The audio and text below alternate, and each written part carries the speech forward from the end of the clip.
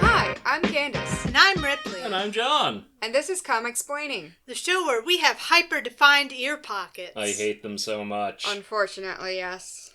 We were watching Spider-Man again. Yeah, we sure were. Oh god, why is Doom the main villain?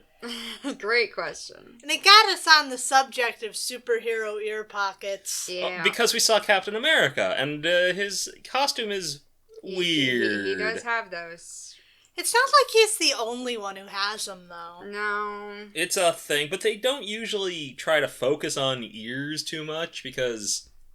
They usually try to draw the attention away from it, but there was a point in time where pretty much all the X-Men had their ears covered. Oh, It's no. True. You always hated Jean's hood.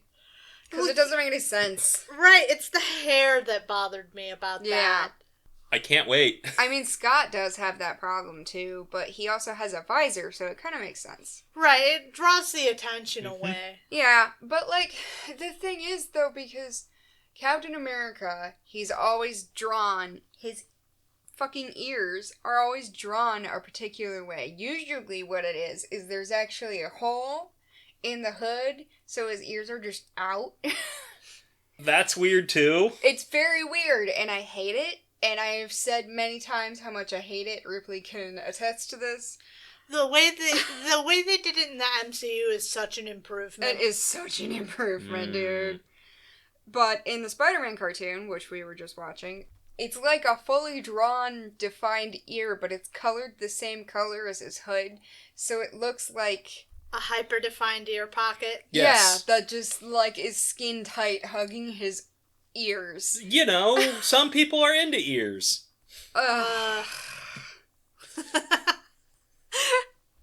So anyway, that's what we've been up to. Yeah. Watching someone's thinly veiled fetish. Perhaps not. This happens. Anyway, do you guys want to tell me what happened last time on X-Men? Yes. Wolverine, waifu shenanigans. We finished Wolverine. The Limited, issues 3 and 4. Whatever. Limited series, that's what it's called.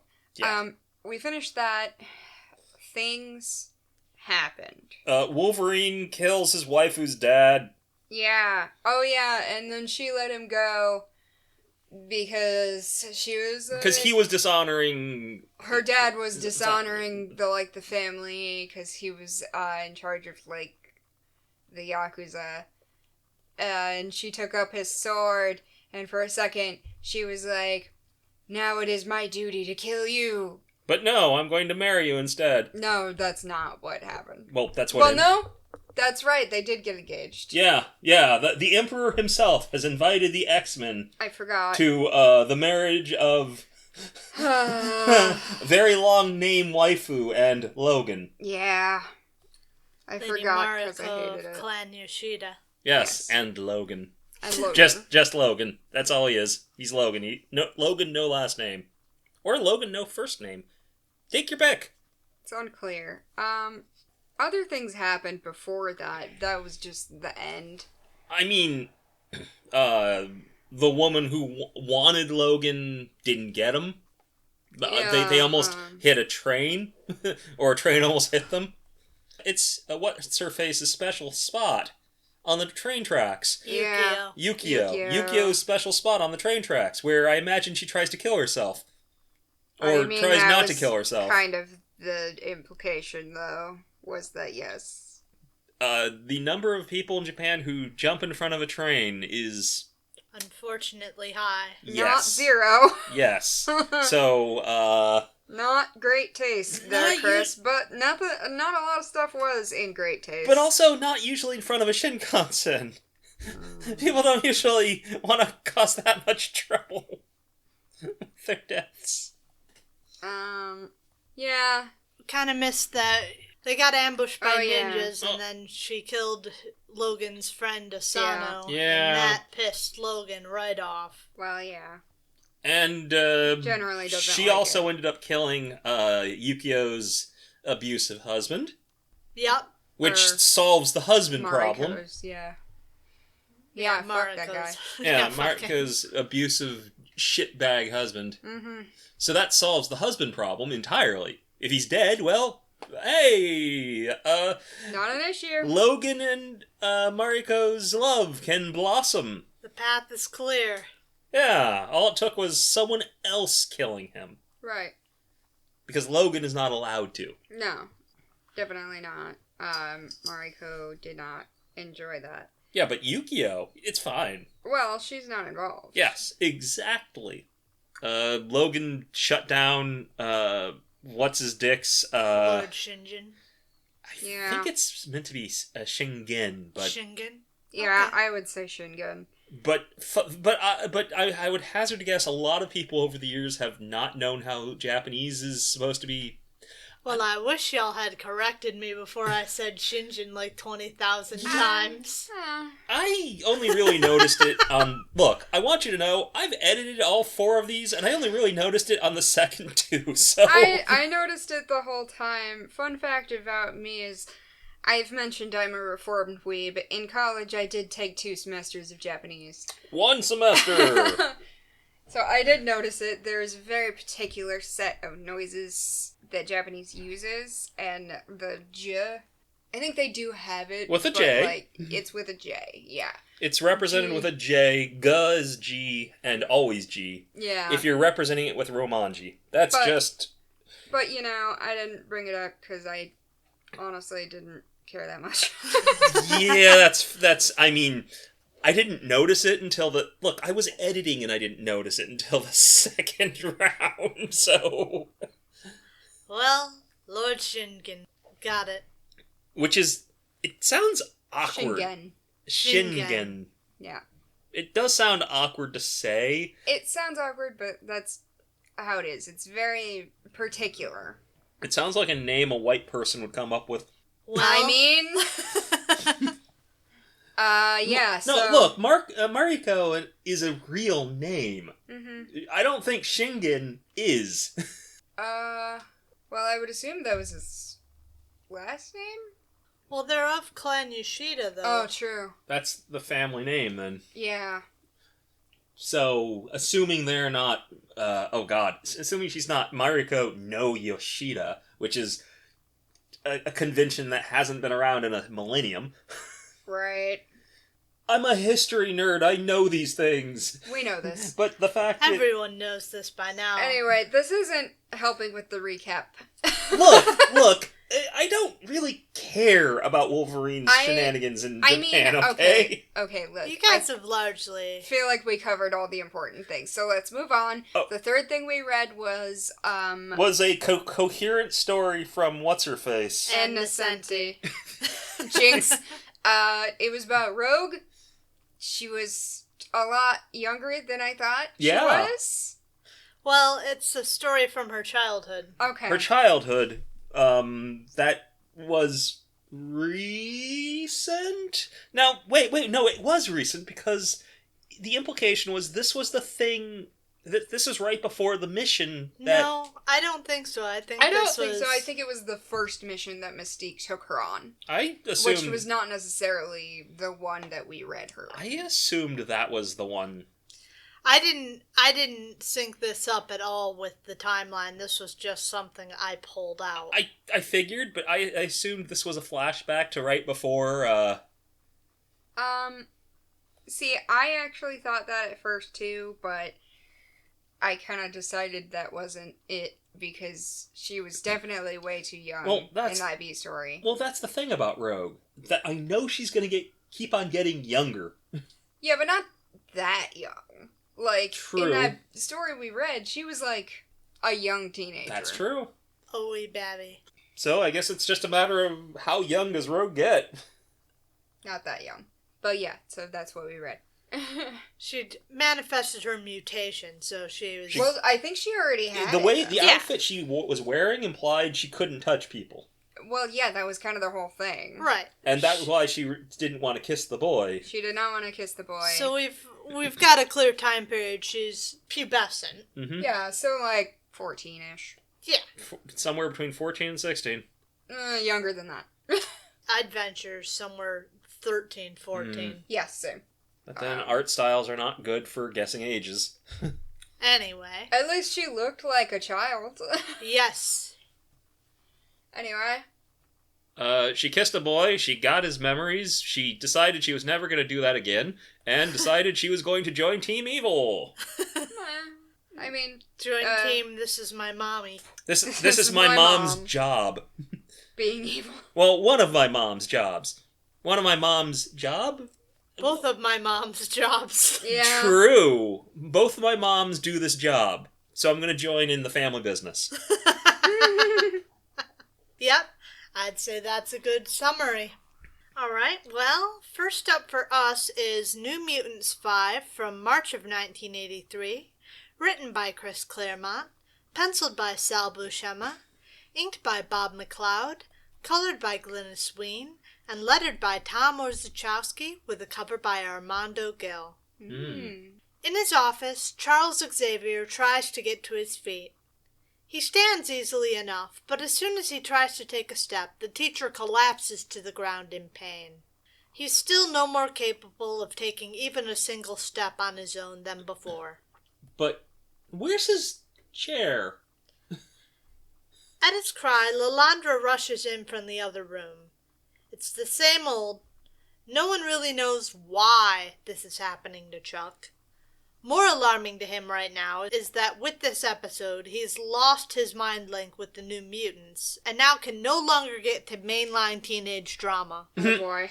Oh no! He's been living vicariously through them. Regaining his lost youth. Oh, don't worry, I'm sure he'll do it physically eventually. What? Regain He'll his get lost youth. de-aged. Yes. Oh, okay, now I understand. But Lilandra reassures him that they'll be all right. Wait, hold on, they cloned him. Why did they make him old? I don't think he is that old. He's old enough. He's not as old as he should be, is frankly They my could've- opinion. He could have been younger, though. Anyway, they're just off with Stevie. Nothing bad ever happens with Stevie in charge. Yeah, never ever. Mm-hmm.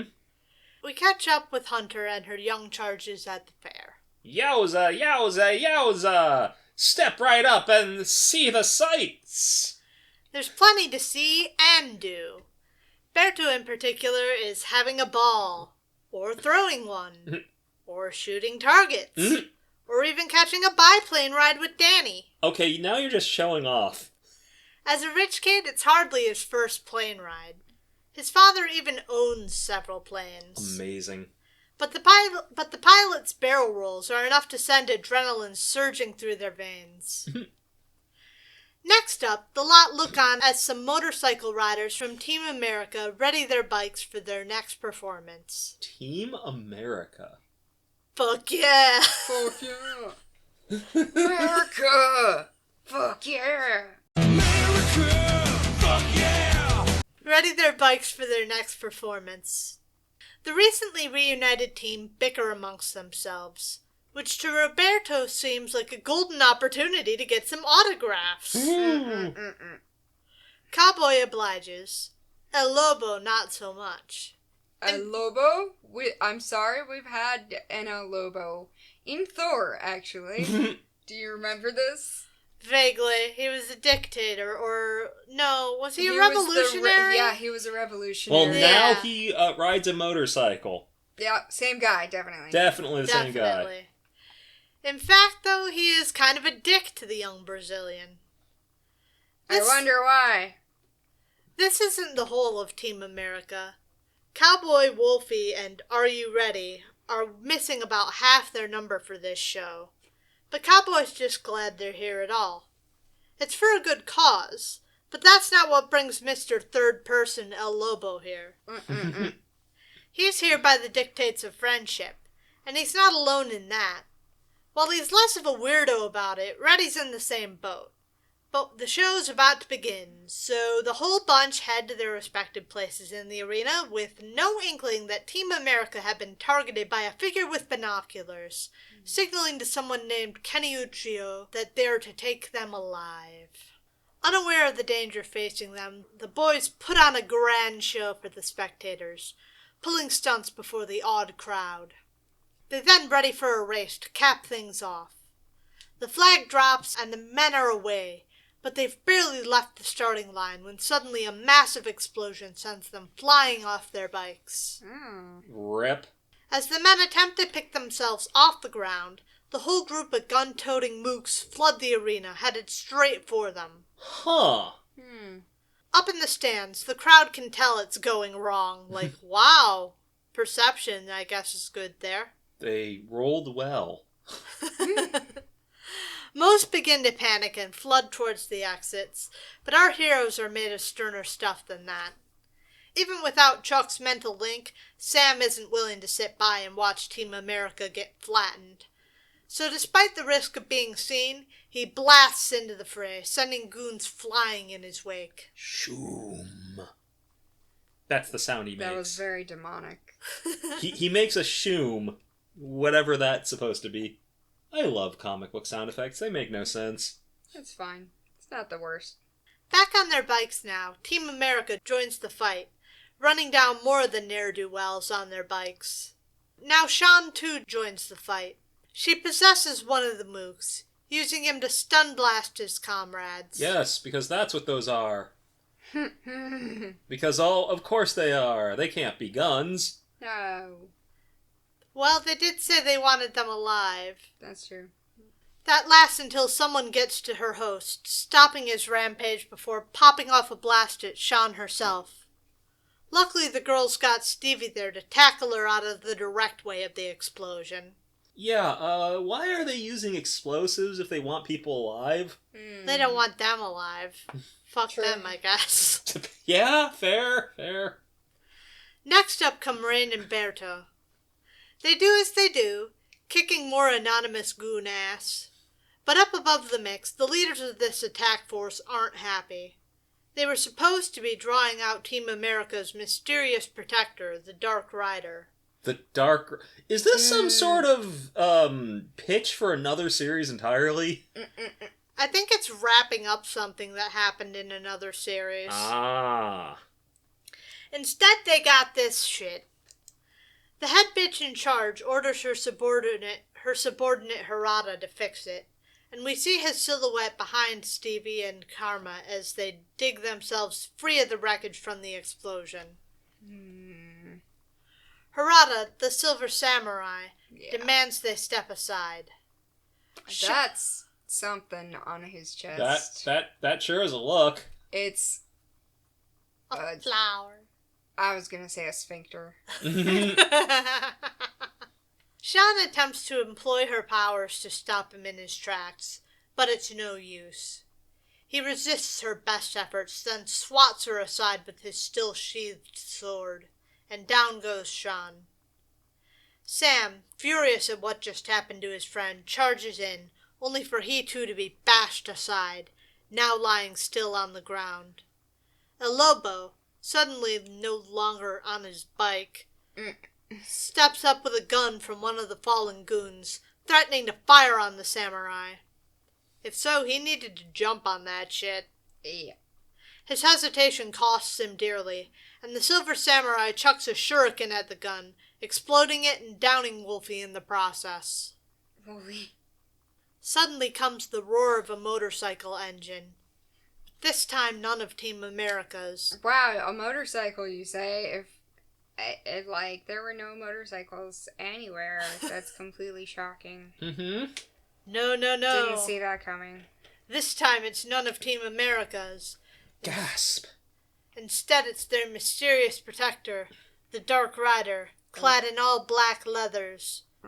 It ramps off some debris, headed straight for the Silver Samurai. Harada draws his sword, swiping it across the front of the bike and sending the rider flying as the energy sword tears the front wheel off the bike. Rip. He also throws some ninja stars. But in an impressive display of skill, the rider doesn't crash at first, landing in a wheelie. It doesn't last. Moments later, a set of shuriken destroy what's left of the bike, throwing the rider to the ground. They're miraculously still alive, and shockingly to both the Silver Samurai and us, turns out to be Danny. What? Huh? Huh? Realizing what's happening, Roberto rushes headlong across the arena, coming to Moonstar's rescue, but he's too late. He leaps at and straight through the villain after he activates his teleport ring. Of course he can do that. That's a thing he does, leaving Berto to splash in the mud as Silver disappears with his friend. The rest of the kids start to pull themselves together as Sam climbs out of the wreckage of the grandstands. He finds Stevie crying, cradling a concussed Sean in her arms as her eyes desperately scan the arena for Danielle. Stevie, girl, I know that, Aurora is, really pretty and cool, but, you gotta get out of this situation. I mean, this is all well out of her weight class. Oh, for sure. Okay, but what if the kids just want to dance? Well, yeah, but unfortunately, they also want to fight bad guys. Yeah. Bad guys with powers, or technology. She's not equipped to deal with this. She needs a super suit. Talk to Tony Stark. Yeah. Yes. Bring him in on contract.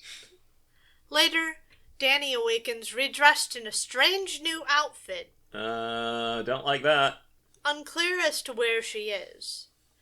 Brilliant lights flash on above her, illuminating a large room with a single motorcycle. After a moment, she hears a strange sound and looks up. Across the room, 3 large spiked wheels roll her way, sure to crush the girl. Over loudspeakers, a woman instructs her that she'll have to use the motorcycle to evade them.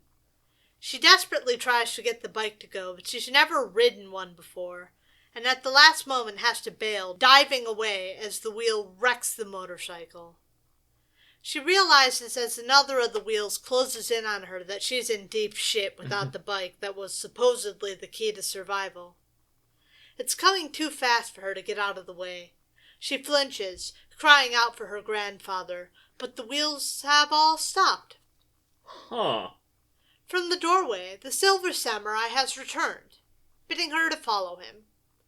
As they go, Danny plots to run away when she gets the chance, after she's collected the information she needs to get away. Harada leads her up a silver staircase, where he introduces the girl to Viper, who finds her most fascinating for her ignorance of motorcycles. The most interesting thing about her. Yeah, for sure. At least in the face of the fact that she was handling one like a champ back at the fairgrounds. Viper wants to know what's up with that, and what Danny has to do with Team America. The answer to which is nothing. But if that's the case, then how was she the Dark Rider? All of these questions are pissing Danny off, because the fact of the matter is, Danny doesn't remember what happened at the arena either. She just remembers waking up here. The problem is, with her emotions up, she loses control of her powers and manifests Viper's worst fears. Neat. Wandering helplessly through the streets of war-torn Europe like she'd once been forced to do. This infuriates Danielle's captor, and she backhands the girl across the room, pulling a gun on her as she promises to make her pay with her life. Lady, I think you're fighting, a ghost or something that possesses people. A ghost rider, perhaps? Not that Ghost Rider. No. Lowercase g, lowercase r.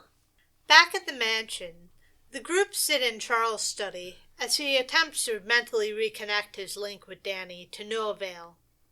Even with Cerebro, the girl remains hidden from him, which tells him she's either very far or being deliberately shielded. He's confident she's not dead, but that doesn't mean she's in good hands.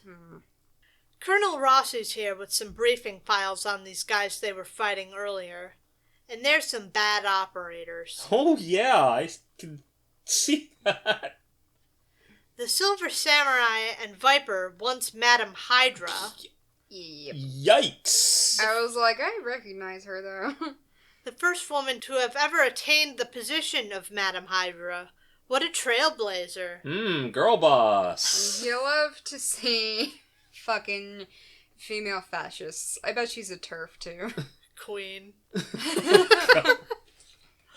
Last but not least, he explains about the Dark Rider, Team America's jack-of-all-trades, expert who always seems to come from nowhere in a clutch. But that's what no one gets. Danny doesn't know how to do any of this shit, so why would she pretend to be this person? It's her alter ego. She's been holding the secret close. She's been holding back. Exactly. Holding back her sick motorcycle trips. That would Yes. be super useful. Yes. Charles has some ideas about it, though. He's very intrigued about how she came to pick up on these skills she's never displayed before now, and so he wheels over to Cerebro, reaching out with his mind until he finds the solution. Meanwhile, in Washington, D.C., the man called Honcho sleeps. When a voice calls for him to rise and shine, he reaches under his pillow, scrambling for the pistol he keeps there, but it's too late. Viper's already got it, and she holds him at gunpoint. With his own gun trained on him, James MacDonald listens good and hard as Viper makes her demands known. He and the rest of Team America are to break into a facility deep into the Sierra Madres to retrieve an item for her, and if they don't do this, she'll kill their young Fanny, Danny. Honcho doesn't want to bite. First, he wants proof this girl's even alive, or even exists. Fair. But Viper won't give him even that. Despite the lack of proof, Honcho agrees, but only for himself. He can't speak for the rest of Team America. We're not actually good guys, lady. We're like motorcycle trick guys. Yeah, and we're assholes, so... Sorry, bud. No dice again. She knows he'll get his ass killed if he goes alone. So, she's already called the rest of the bikers together. They'll have 24 hours from dawn to get the mission done. Like, that's even enough time to get to the Sierra Madres. If they fly. Soon the members of the riding troupe are piled up in Honcho's living room, discussing the matter at hand. Wolf, in particular, has doubts that they even have a hostage, but another of the group, Georgiana, isn't willing to take that gamble with an innocent girl's life. Honcho then points out that even if they do act and save Danny's life, there's no guarantee Viper lets her go. They're still chatting when a knock comes to the door, and with the tense situation, they all overreact just the teensiest bit. What? With Honcho going for yet another gun. But when Charles Xavier rolls through the door, we know full well MacDonald couldn't pull that trigger even if he wanted to. I'm sorry, MacDonald, but your mind could be empty before you got the chance. I mean, look, you might call it an overreaction, but they're Team America. Fuck yeah! So, at least they're acting on brand. They are consistent. Though X does seem to be taking a more diplomatic tact, claiming to be here to help. His students file in behind him, and El Lobo immediately recognizes the youngsters, none too keen on babysitting right now. He orders them to get gone, which rubs Roberto the wrong way, and the two start butting heads. At least up until Honcho and Chuck step in to defuse things. The fact of the matter is, Honcho already knows who X is by his reputation as an expert on mutants. An expert. So Lobo's kind of the bad boy of the group, right? Kind of, yeah, it does seem to be. I haven't read any of the rest of Team America. Oh, they had their own book? Of course they did. It seems so. From what I understand on CMRO, it does not seem to have been a good book by reputation. I wonder why. Was it a Claremont book? No. So he just kind of... Was it a book written to get free motorcycle tickets? Unclear. Because this feels like someone wanted motorcycle tickets. They wanted to go to the fair and see motorcycle stunts. But what he doesn't know, Charles quickly fills him in on, explaining that, like he himself and the New Mutants, the members of Team America are all mutants who can, in times of extreme need, project the consciousness of this Dark Rider onto an unwitting host, like what happened with Danielle earlier today. So, they're all mutants, coincidentally, and their power is that they, all of them combined, can do one thing. Yes. Makes perfect sense, especially since none of them are I think related. they individually can do it too, but I'm not clear on that. Okay, so all of these people have the same power, coincidentally also work with each other? This is so weird. This is stupid.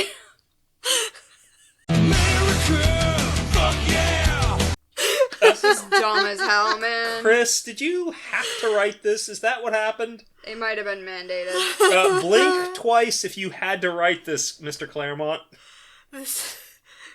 We don't have video and we don't have Chris. What's your point? Wolf doesn't really care about his explanation. He claims they don't need his help, and again, this royally pisses off DaCosta, who shoves him back, furious that he doesn't care about Danny's fate. Need of Xavier to not stop him. Xavier points out that not only is this their fault, but they are dangerous to anyone around them so long as they can't control their powers. Georgiana doesn't think he's being fair, but neither is what happened to Danny, by X's counting. He then does the great power, great responsibility bit. Uh-huh. It might be someone else's bit, but hey, it's a good bit. It is. Can't argue with that. But when Wolf and Roberto threaten to bump heads again, Xavier finally caves and dismisses the kids to wait outside until he finishes working with Team America. So they're not going to get to see him mind wipe them, I guess. None of the New Mutants like this, even a little, finding that Xavier is prioritizing these guys over his own student. But over the mind link, Charles answers back that he has to prioritize ensuring that Team America doesn't endanger anyone else. Sean's face is angry, but if she's steaming, Roberto is boiling over. Ooh. He snaps at the professor that it makes his earlier speech to them a load of hooey. Xavier has to accept the consequences, though, whatever the cost, even if it's Danny's life. Cool. Bobby finally snaps that he sees now where they stand. Finally, Sean thinks that is a bit much and mucho disrespectful. But she also doesn't plan to sit around and wait for someone else to come to Moonstar's rescue. Instead, the New Mutants will charge into danger whether the professor likes it or not. How'd y'all like that? This was dumb. It was a lot. It feels like a throwback in some ways. 2, I think Team America's dumb. Yeah. Team America sucks. 2.5. You're being kind. 2. Look, we've seen the bottom of the barrel. This I is not know. the bottom of the barrel. But the Bottom of the barrel isn't 2. The bottom of the barrel is interesting. This is low for Chris. This is bad for Chris. It is Which is terrible pretty for bad Chris. I mean, it's not terrible for someone like Ann Nesenti, who has known to not put together stories, but for someone like Chris... This would be decent for Anne. Yes! Yeah, this would be surprisingly coherent for This Anne. would be pretty good for Anne. Yeah. But We are so mean to this woman. We are so mean to Anne. She deserves it. But yeah, 2. I'm giving it a 2. I can't in good conscience give this more. No. What do you think CMRO thought? 2. 2.3? 2.64. Ooh. Okay. Well, CMRO is entitled to their wrong opinion. You know, I like how Professor X is like, they shouldn't be out there fighting. And now, the New Mutants are fighting the deposed Lady Hydra. You know, Wikipedia clears up some of the explanation about why Team America is like this, but you don't get to know that since we don't get to know that within the pages of the story. No. So... Yeah, but it's more like, they're now fighting, like, X-Men level threats. I'm not sure about that. Well, entry-level X-Men level threats. Maybe threats for... Just accept it and move on. Alright, let's just accept it and move on. Next up is New Mutants number 6 from April of 1983, written by Chris Claremont, penciled by Sal Buscema, inked by Armando Gil and John Tartaglione, colored by George Rousseau, and lettered by Janice Chang. Nguyen Ngoc Khoi sits peacefully in his San Francisco penthouse with a woman on each arm. No idea that within moments that gentle peace will be disrupted. Oh boy. The crime lord is completely caught off guard when the New Mutants come bursting into his humble abode. Humble. Yep. But that doesn't mean that a man in his position hasn't taken certain precautions. What? At his bidding, both of the women draw guns, turning to unload on the kids. Okay. Not with Karma around. She manages to control both women's minds, forcing them to sleep while Rain pounces on the general from behind, knocking him to the ground. I like that they have the same hair. Kind of, yeah. They've both got big hair. Got that perm. Well, one of them has a perm. They want to know where they can find Viper, and they want to know now. So they hit up the criminal they know. Yep. Okay. Yeah, sure. All criminals go to the same school. Well, no, but they know about each other. Even as General Khoi claims not to know. But Xian doesn't believe him for an instant. Still, even with his lie called out and his bodyguards predisposed, Khoi refuses to talk. So they're going to have to ratchet up the pressure on him. Xian's the one to act, possessing his mind and walking him out onto the balcony. Oh boy. Not a one of them protests as Karma walks him over the railing, carefully stepping him over and onto the ledge. I mean, he'd deserve it. I mean, I just feel like, if anyone can get away with doing this to this man, it would be her. No fingerprints. Like, how are her no, not even that. He's the source of a lot of her trauma. True, and they all know it. And I don't think her friends would get in the way of that, frankly. So if she wants to make him make that final step... I think they'd be like, afterward they'd be like, are you okay? Do you want to kiss my ice cream? Do you need to talk about it? What a weird scene for the cops to try and figure out, though. Okay, so he jumped. What the fuck happened to the door? Why did someone... So there's no evidence he was pushed? There's no evidence anyone made him? He just jumped. Why? Oh, It's only then that she releases her hold, giving the man a hell of a fright. All it would take would be one step. But the general still won't talk, except to offer her car insurance. He instead taunts her to go through with it, reminding Xian of everything he's taken from her, before ultimately calling her on the bluff. Even from the other side of the railing, he still seized a position of power over his niece. But Roberto is immune. Oh, boy. He's gonna make this jag-off pay. Good. He rushes over to get him, but his friends make it to his side to hold him back first. It buys an unfazed General Khoi some time to make Xian an offer. If she'll work for him for 1 year, he'll give her the information she seeks. Girl, don't. Xian hates the idea of it, but at the thought of Danny's fate, all doubts are erased, and the young woman accepts her uncle's bargain. No. Team America... Fuck yeah! races through the foothills of the mountains, headed by Are You Ready and Wolf. God, I hate his fucking name. The letter R, the letter U, and R, the last name Reddy. Oh, that's stupid. That's the worst. Are You Ready? Are You Ready and Wolf? Fucking hell. As the team's motocross expert, Reddy's doing just fine. Wolf, though, is struggling. As they jump a ridge, Wolf beefs it on the landing, just in time for the rest to show up so they can hear Reddy's gentle ribbing. Professor Xavier is less than amused. He's just watching them. God. I think Sal Buscema is the perfect artist for a pissed-off Professor Xavier. You're not wrong. Yeah, he's nailing it. Over their newly established mental link, the telepath chews the riders out for their foolishness, barking out so loud that he leaves them in pain. The head honcho rallies his troops all into action.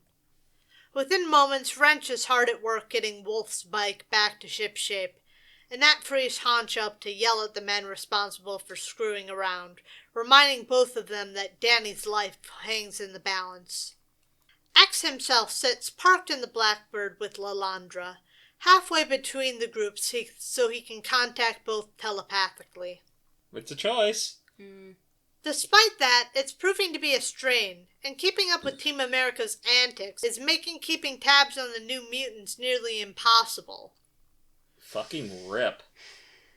The stressed man is helpless to do much else but wait while the teams he set in motion do their best to achieve their missions.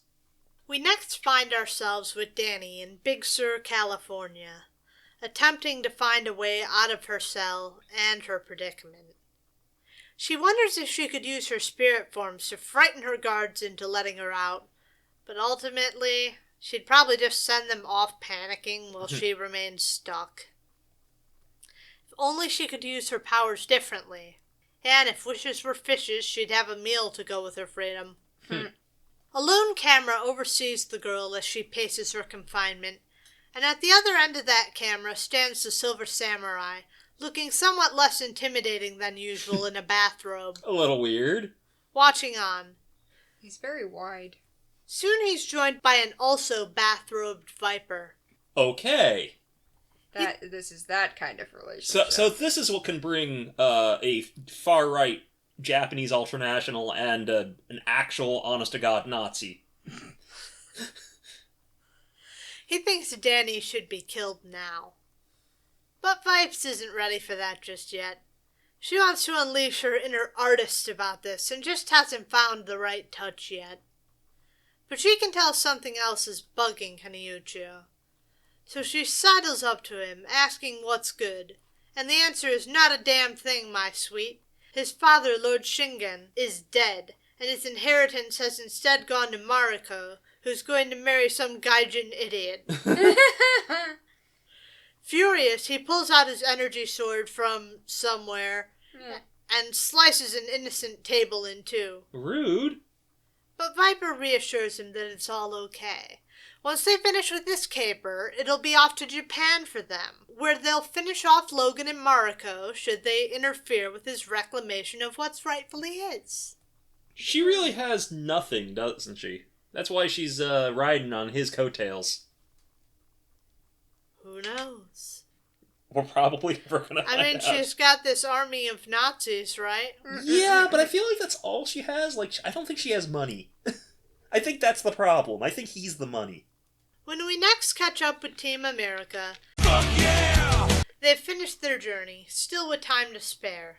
By pushing hard through the rough terrain, the riders have blazed a trail straight through to the mysterious fortress known only as Black Mesa.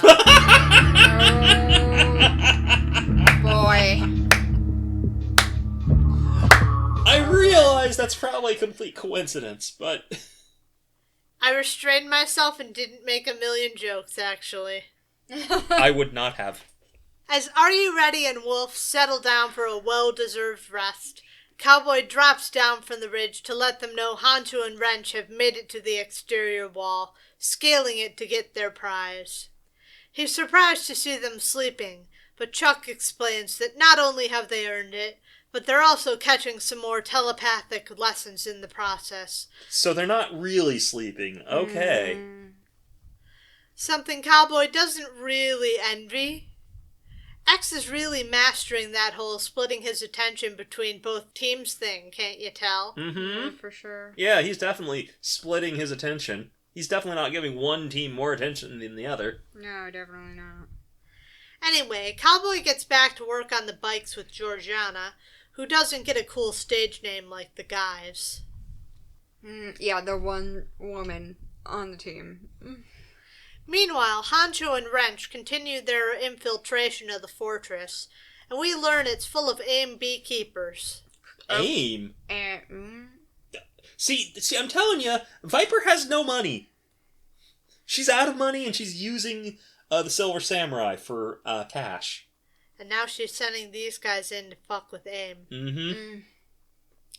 Professor X gives the men a heads up of some of the approaching guards, which gives Honcho an idea. It'll be easier to get around in disguise, so he clocks the two goons and the boys suit up in the women's costumes. It's really easy to just dress up like AIM guys. I mean, yeah. No one's gonna notice. Uh-huh. The professor also snagged them a map of the facility from their minds. Neat. So far, so good. With his guidance, they're able to head straight for the vault, where all of AIM's work on their Project Matrix is coming to fruition. Whatever that is. Red-pilled. They're getting red-pilled. Finally, the first sign of a problem. Wrench is finding the electronic lock more of a challenge than he bargained for. That's why you have to get a security guard. Hunch warns him to be careful not to raise the alarm. Which, of course, he immediately fails at. Wah, wah. Drawing the attention and gunfire of every beekeeper in the room. But on the bright side, they did get the vault open. Oh boy. With no time to waste, the men grab the crystal and book it. The Energon crystal? No, the Zen crystal. Hey? The sample. Okay. Yes, we're triggering the resonance cascade. Okay. Oh, that's a reference that I don't get. Yes. Okay. See, I get them. I know you do. That's when the night is rocked by an explosion that engulfs the entire fortress. Yes, the resonance cascade. Have we not established this? Black Mesa is experiencing the resonance cascade. Simultaneously, back at the Blackbird, Charles, and through him Lilandra, are psychically attacked by a powerful mutant mind he's picking up from Black Mesa. Oh my god, the G-Man's a mutant! I was just gonna... Lilandra breaks her neck. The G-Man's a mutant, that makes so much sense. I hope some of our listeners are enjoying these references. I didn't write them in, but they are happening. I mean, it's fine. I'm not mad about it. I don't have anything to add. You should have spent the last couple decades obsessing over Half-Life. Back in Big Sur, Viper's guards prowl the grounds to no avail, for the new mutants are on the scene, and with Karma's abilities, she easily puts them to sleep. She's troubled, though. Chuck was supposed to give them the go-ahead before they made their next move. It's like he's not paying attention to them or something. Almost like that. But with dawn fast approaching, there's little time left to wait. Roberto bitterly suggests that X is probably busy with his new darlings on Team America. I mean, that's certainly what it has seemed like. Never meet your heroes. Just then, Sean hears an unfamiliar voice in her mind. Oh no. Uh-oh. At first she thinks it's Xavier, but it clarifies that indeed it is not. It means X harm, and intends to use her to make it happen. A warning dire enough that she screams out in alarm, much to the surprise of her classmates. It also draws the attention of Viper's goon squad. Prepare for unforeseen consequences. They catch the teens in the spotlights of their guard tower, and then pour out a wave of guards with guns, ready to take the children down. Ugh, fuck those children! But the kids won't make it easy for them. First Cannonball blasts through the line of goons, scattering them like bowling pins. Strike! Ooh. This is why you don't stand in a perfect triangle. You're not supposed to be bowling pins, guys. Do they not teach you that? No. Next up, Sunspot regains the advantage of darkness, hurling a truck at the generator powering the spotlight. Now comes Karma, who seizes control again of two minds this time, using them to attack their buddies. Back in her cell, the ruckus from outside does not go unnoticed by Danny. At first, when her door comes crashing in, she thinks it's an earthquake, but she figures it out quickly enough. This is her chance. She creeps to the hole in her wall, only to be faced by two armed guards with no idea what they're getting into. What happened to her braids? Probably got taken out when, she got redressed. Oh, okay. If I had to guess. Okay. Odd choice, but... I was just confused because I've never seen her hair down. Yeah. No, I agree. A moment later, Moonstar unleashes the men's worst fears, buying her the time she needs to deck 'em. Then she just runs until she stumbles into Rain in what's coming to be her natural state, lying injured on the ground. Bleeding. This time unconscious with a deep slash down her side. Oof. We don't have to wait long to discover the source of her injuries. Big man. The Silver Samurai raises his sword high again, ready to strike the girls down. Down in Mexico, Team America rides away from what was once Black Mesa. Inexplicably, Wrench and Honcho are both alright. Huh. Okay. The G-Man. Yeah. I've got no better reason. Guessing their survival actually had something to do with that crystal they nabbed, but they haven't gotten away scot-free just yet. Scott's got nothing to do with it. Suddenly an explosion sends, I think, Georgiana and Wrench skidding out of control. I'm sure you super duper care who. Uh-huh. Yeah, for sure. It's AIM with some hovercraft ready to get their crystal back. That's fair. Cowboy's the one to step up, breaking away from the pack to draw off their attackers. But after all of his selfishness, Wolf can't watch his friend die for them. He taps into the abilities Xavier has been teaching them, this time calling the abilities of the Dark Rider onto himself. Sure. I mean, that's better than using someone who didn't consent. Before his teammates' eyes, he begins to glow and change. The AIM goons do their best to pen Cowboy in, but while they're preoccupied with him, they somehow don't see another motorcycle flying in from above. It's the way motorcycles usually move. Yeah, flying. on the Z-axis. It's the Dark Rider, and he bounces from one hover car to another. Is he bunny hopping? I think he's bunny hopping. And then a third, before finally bouncing off his bike and landing in a ball-busting pillion stance behind Cowboy down below. Ow! Ouch. Wolf then removes his helmet to explain to his cohort what's going on. Convenient that the AIM guys just gave them enough time to do that before they come in for another pass, isn't it? Yes, Yeah, it for is. sure. Back in Big Sur, we pick up right where we left off, the samurai perfectly poised to strike the girls down. He never gets the chance. That's when Cannonball comes busting through the wall, Oh, yeah! tackling Harada straight out the other side in search of a rematch.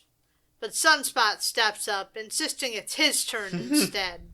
I want to fight the Silver Samurai! He makes good on the opportunity, decking the Silver Samurai well enough that he's feeling it when he picks himself back up off the ground. Every time, I'm sorry. Every time you say Silver Samurai, I expect to hear Silver Surfer. My brain says Silver Surfer. So there's only one guy wearing in silver. Well, and it's the Surfer. And also it's alliterative. That's true. Trust this is less. me, I had a hard time typing. I bet. I fucking bet. Much as he'd like to keep squaring up with the boys, though, he's worried about his lover.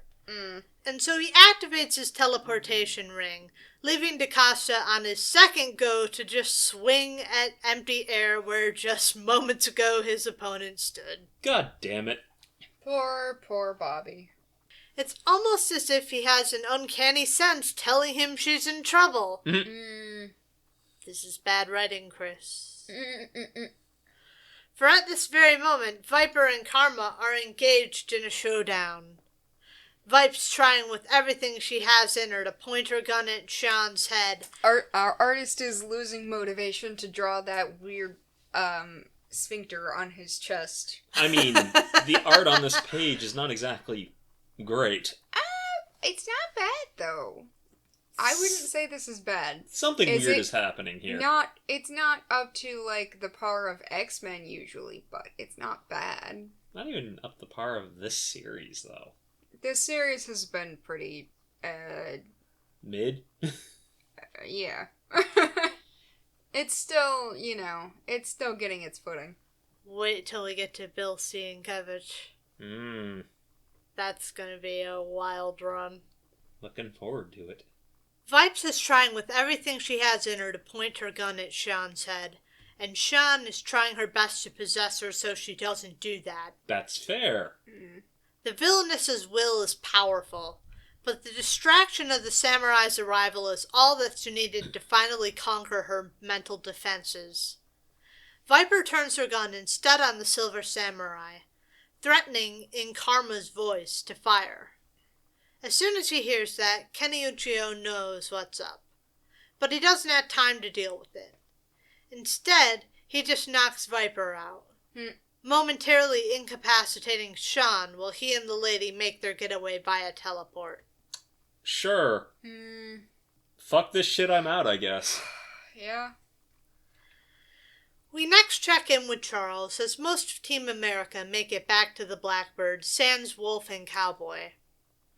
Everyone's doing some mild fretting over Chuck and Lil, who seem to just now be recovering from their psychic assault, the source of which remains unknown beyond some minor conjecture from the professor that it's a birth of some sort from Ames' work. Okay. Ew.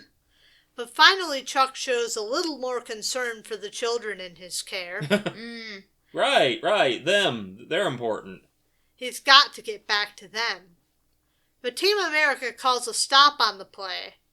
They're still missing 2 of their number and refuse to go anywhere without them. Yeah. A good and convenient thing, then, that at this very moment, Wolf makes it onto the ledge, Cowboy draped over his shoulders. Sure.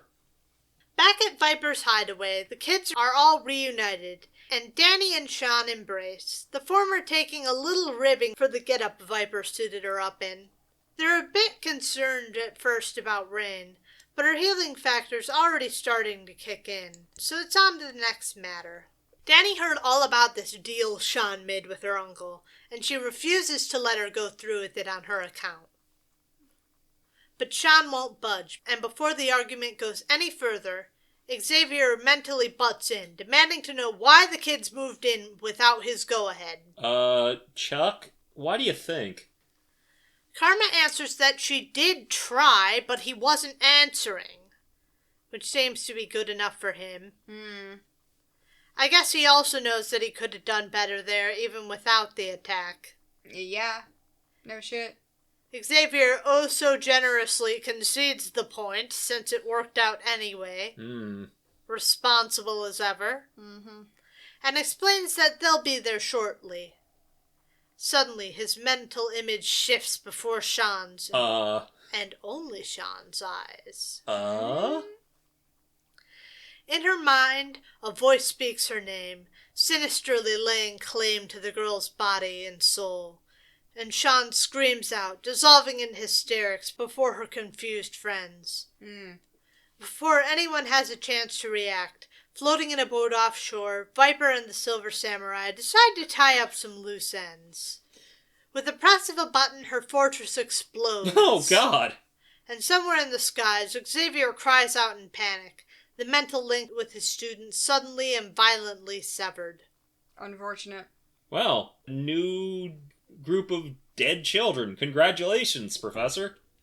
He's so good at killing children. He is, isn't he? How'd y'all like that? I don't know what the fuck that was, actually. 3.5? It was okay. I like the part with X-Men in it. Not so much Team America. Yeah. It was slightly better than the last issue. I could agree with 3.5. I really liked the beginning with Sean and her uncle. Yeah. But yeah, 3.5. I'll give it that. I'll grant it that. Okay, what do you think CMRO thought about that? Ooh. 4. 3. 2. 1. Blast off. 2.83. Oh. Okay. Last up is New Mutants number 7 from 1983. Written by Chris Claremont, penciled by Sal Buscema, inked by Bob McLeod, colored by Glynis Wein, and lettered by Tom Orzechowski with a cover by Bob McLeod. Oh, God, you're just torturing me with this whole... What the fuck is going on with the not Gene in Alaska? I'm not torturing you, the timeline is torturing you. Yeah, still. This is... okay. I'm reserving judgment. Well, we'll see where this goes. Roberto da Costa stands on the rocky Big Sur shoreline, looking out over the water. One of the survivors of Viper's attack after doing what we joked about Iron Fist doing that one time, punching the boulders to bits to protect himself. He didn't just protect himself either.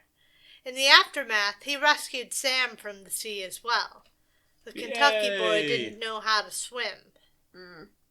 Indeed, all the New Mutants seem to have survived, save Sean Koyman. Oh, shoot. Huh. Berto's thoughts are soon interrupted by the call of his friends, out looking for him. Indeed, fretting once they realize he's soaked to the skin. Danny gives him her jacket, while Sam gives an update on what's been going on. While the X-Men have come out to Cali to join the hunt for Sean, they're not having any better luck than the Professor and the New Mutants. And after several days of this, things are starting to look grim. The thought of Sean's younger brother and sister back home is enough that Rin breaks down into tears, holding on to Moonstar for support. But the kids aren't only here because they're worried. Charles sent them out to fetch Bobby Boy, and that's just what they've done. The X-Men have been hard at work searching for Sean, checking all the likely places. Police stations, hospitals, things of the like. All with no luck. But now that he sees them approaching, the least Kurt can do is bamf them over some hot chocolate, inadvertently giving the youngsters, still unused to him, a bit of a fright. God. You'd think living in the same house would have solved that. You'd think.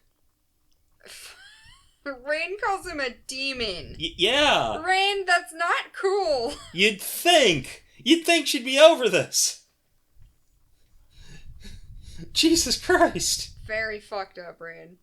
Not cool. They're all quickly back with the group, while Storm bemoans Logan's absence, again sorely missing his tracking abilities. And while Rain volunteers, Aurora isn't exactly hopeful, given the girl's inexperience. Oof. But now, for the matter at hand, Roberto has a visitor. On the beaches of California? It's his mother. Okay. The boy is surprised to see her here, especially given that she didn't know he was a mutant. Didn't being the operative word. She has since been filled in, and as soon as she heard what happened to Juliana, The archaeologist left her dig to come see the boy. He's hurt by how long it took her. She's always gone on some expedition or another. But that also brings up the matter at hand. Mrs. DaCosta was about to head off on another adventure, this time to the headwaters of the Amazon River. And she's inviting the New Mutants along with. Huh. Okay. That's a choice. Sure. Are we trying to distract them from the dead body that they're not finding? Yes. Berta protests that Sean's still missing, leading to another confrontation because Xavier thinks this is more something for the X-Men to handle. This raises that ever-simmering temper of DaCosta's back up to a boil, and he angrily calls the professor out for his failures in the first place. Chuck? Yeah. Yep. Chuck doesn't let it rest there this time, demanding Roberto obey him in a way he seldom does anymore. Ooh, don't like to see that look. We haven't seen that from a while. Chuck. It's a bad look. Feels like riding a bike again after years. Yeah. Seems there are more to his motivations this time, though. DaCosta storms off, threatening to quit and leaving the X-Men behind to discuss. Here's the thing. A powerful psychic residue still clung to the place when Xavier arrived here after Sean's disappearance, and he knows that if the kids suspect his theory, they'd never give up on their friend. So he wants them to quit more than he wants them to stay. Well, no, he doesn't want them to quit, but to keep them safe, he wants to send the kids away to Rio. He doesn't want them to quit. He wants them to not be there. Well, quitting would do that. They can always rejoin whenever this is over. Well, to keep them safe, he's sending them away. So to keep them safe, put a pin in that. Uh-oh. As DaCosta storms off, he's full of frustration. Between Juliana and Sean, that's two dear figures in his life that he couldn't save. He vents some of that frustration into a nearby boulder, shattering the rock before sinking to the ground, sobbing at the unfairness of it. Poor baby. Sam then speaks up, here now with the rest of the New Mutants, countering that life isn't fair. It's not fair that Sam's dad died, leaving him the man of the house, complete with the responsibility to provide for his family.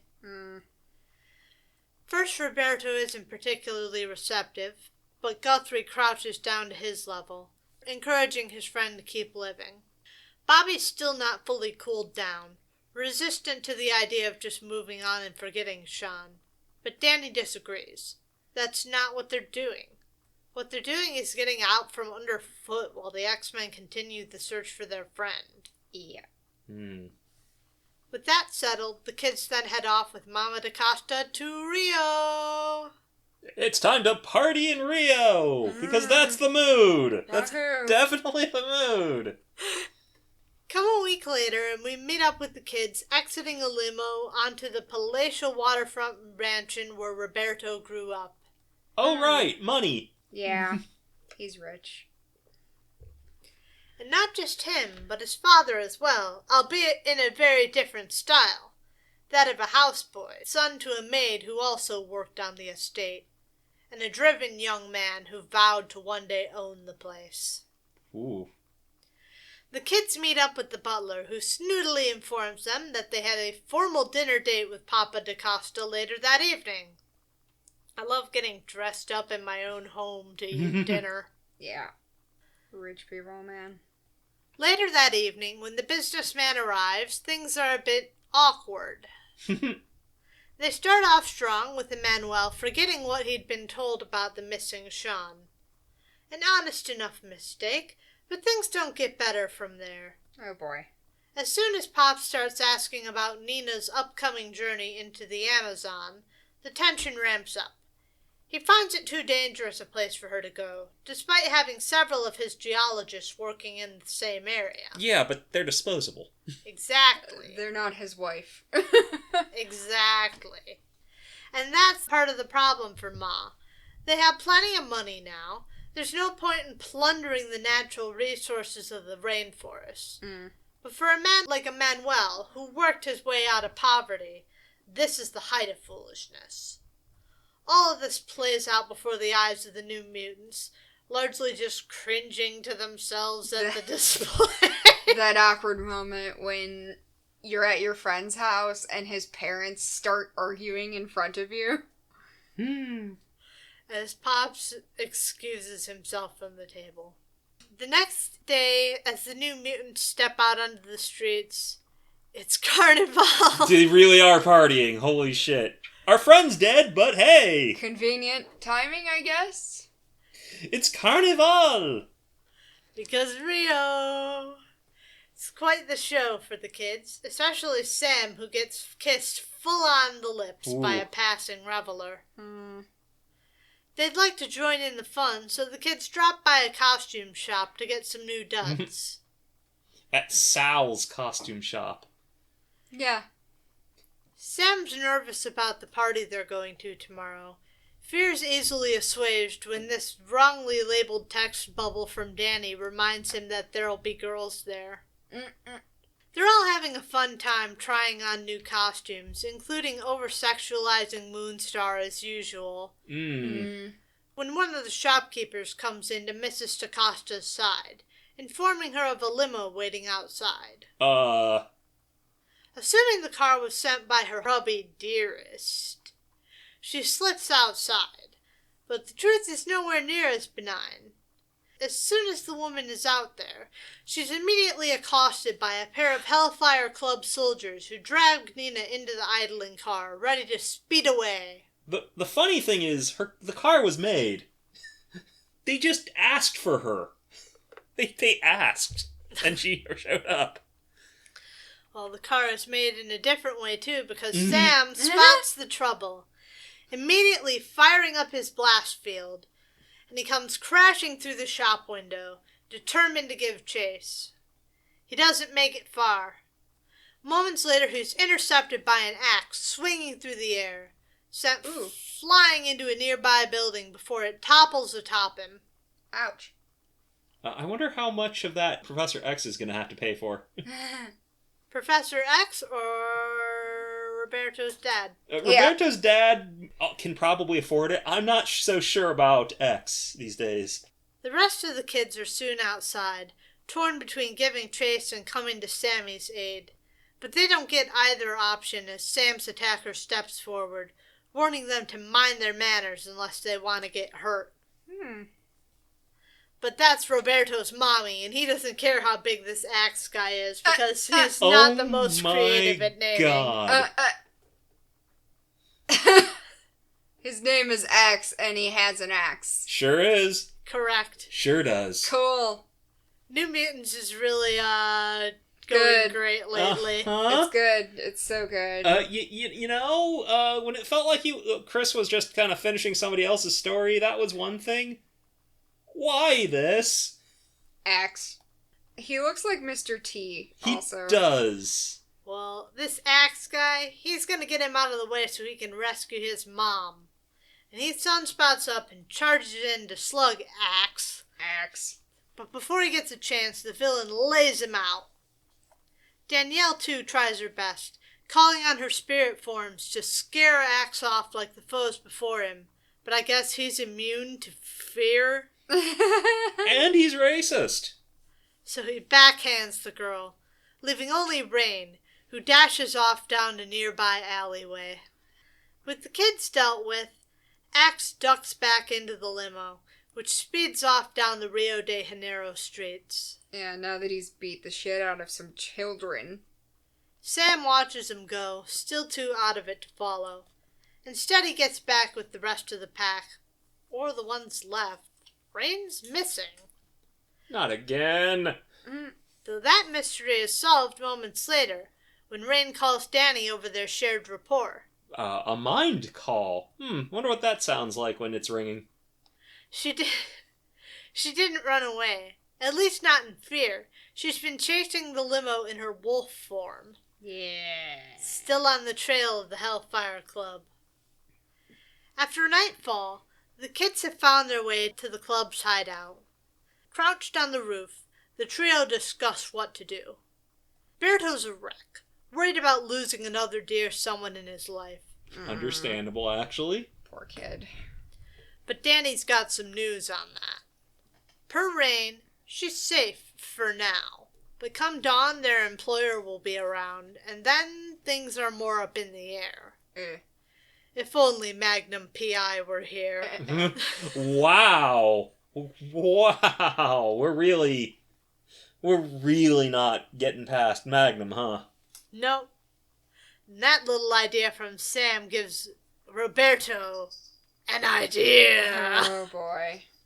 The guards inside are jumpy from stories of this house's past.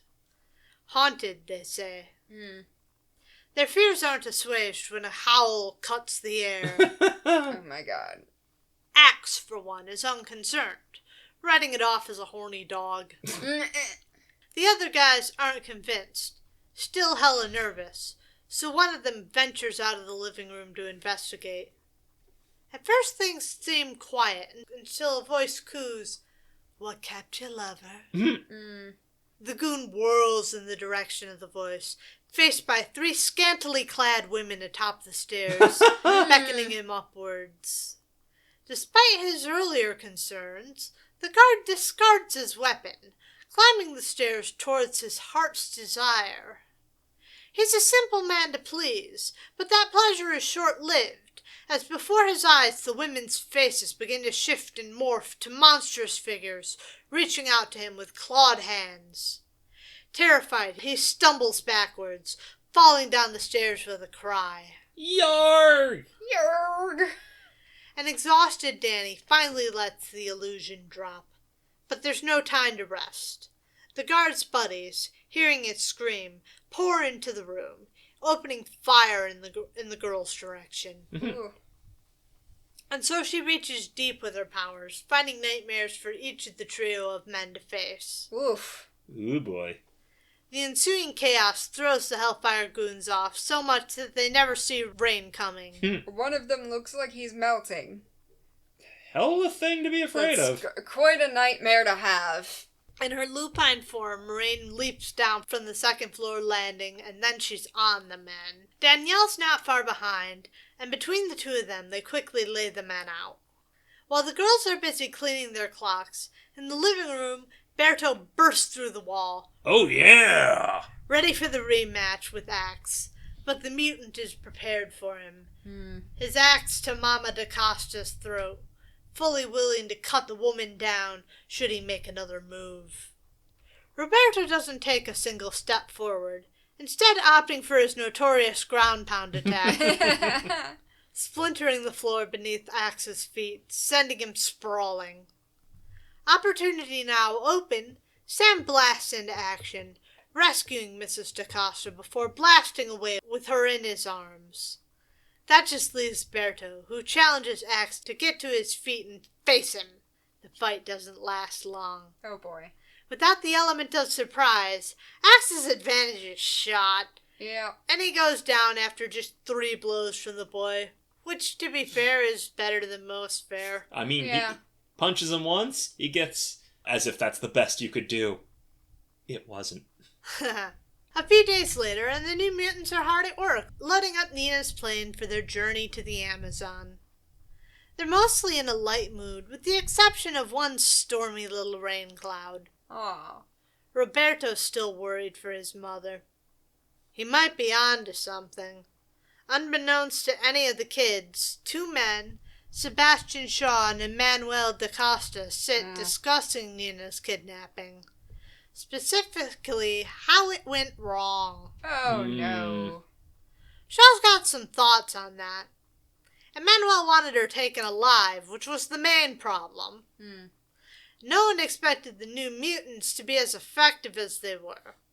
He offers to give it another go, but Emmanuel declines, having already set plans in motion to ensure the group never reaches the Madeira River. Even if that means the death of your wife and son.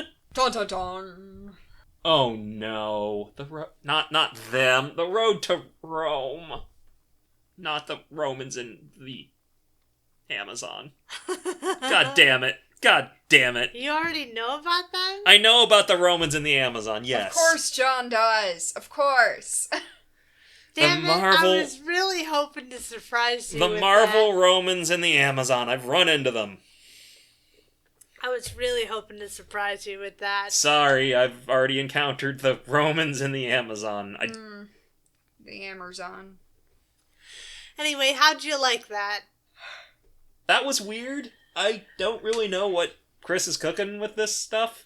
I'm not sure if he is cooking. I think he's cooking more money for Marvel. He is doing the X-Men that. is selling really well. And they wanted another book. And he might be out of ideas a little bit. 3.5 again? Sure. It was fine. It was fine, and that's fine for Chris, but Axe. Kind of disappointing really, for Chris. Axe. Monster of the week. Axe. He was just some guy.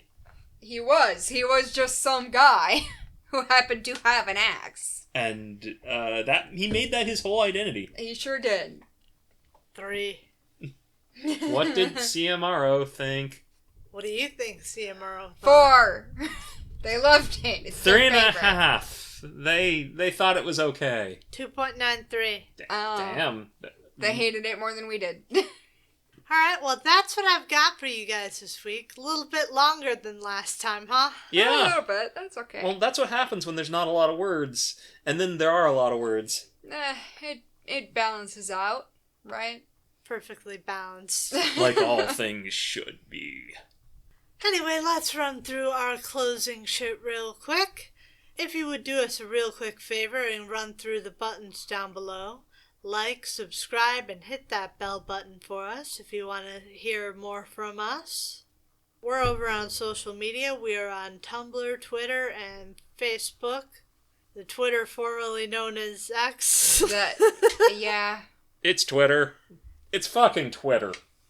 Yeah, everybody still calls it Twitter. Although sometimes I see an article call it Elon Musk's X, and I'm like, They have to specify because nobody would know what that is otherwise. Exactly. You can't just call something X anyway. It's too short. Mm-hmm. Stupid. It's stupid. And I'm pretty sure it breaks basic internet rules of how URLs are supposed to work. I mean, the URL is very much still Twitter. But having x.com, I think, is actually against the core rules. Which I think is it's supposed why to be it's still Twitter. I think the minimum length was supposed to be 3 letters. No, because BN was always like Barnes & Noble. Merriam-Webster was MW. I think there was a limit, though. Like, you couldn't own a single letter URL. Yeah. The point is, though, he can't use x.com. But he is. Is he? Yes. I thought the URL was still Twitter. Actually, no. They transitioned to x.com. I haven't been on it at all. Mind you... I switched to Blue Sky. I'm not even there a lot, so, you know. I'm still over on Tumblr, so... Well, yeah. You never leave Tumblr. I'm not getting out of my chair. If you want to throw us a few bucks, we're over on Coffee. Send us an email. At comicsplaining@gmail.com. Tell us what your favorite member of Team America is down below. Woo! Mine's the girl. Mine's Are You Ready? Oh. What about you, John? Who's your favorite member of Team America? No. Is it the guy with the hat? Yes. Yeah. Cowboy. Cowboy, Sure. because he wears a cowboy hat. Sure, it's the guy with the hat. That's his whole personality. That's why I like him. His whole Similar to X. in personality is a hat. You take away that, he's got nothing. Oh, God. That's the best I had. They didn't send their best. No. Folks. Anyway, that is it for us. We look forward to talking